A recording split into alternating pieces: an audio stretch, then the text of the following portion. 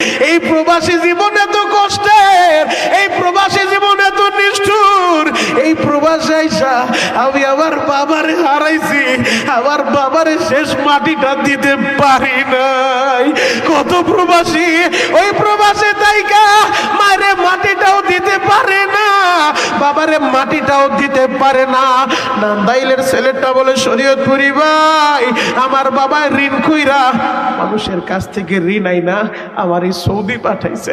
আমারে যখন ঢাকা বিমানবন্দর আমার বাবাই বিদায় দিতে আইছে, আমি যখন গেট দিয়া ঢুকতেছিলাম, হঠাৎ করে আমার বাবা একটা চিৎকার মাইরা বলে, বাবা রে, শেষবারের মতো আমারে দেখা যা, মনে হয় তুই বিদেশ থেকে আইসা আমারে আর পাবি না, পাবি না।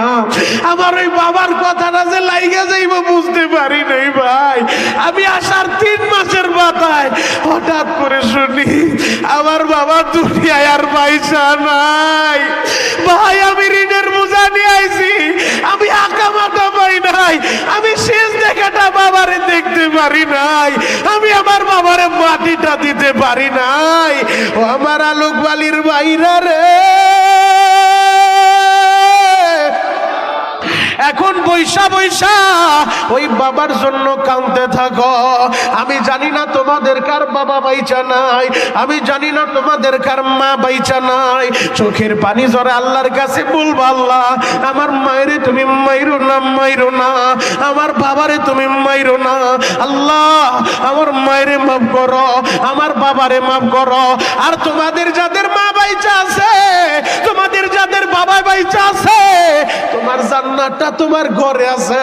ওই বাবার মনে কষ্ট দিয়া আমি শরীয়তপুরীর কাছে দোয়া চাইবা, আমার দোয়ায় কাজ হইব না রে ভাই। ওই মার মনে আঘাত দিয়া পীর সাহেবের কাছে দোয়া চাইবা, পীরের দোয়ায়ও কাজ হইব না। ওই মার মনে কষ্ট দিয়া কাবা শরীফের ইমাম রে দিয়া দোয়া করাইবা, কাবার ইমামের দোয়ায়ও কাজ হইব না। তোমার মার মনে তুমি কষ্ট দিও না রে ভাই।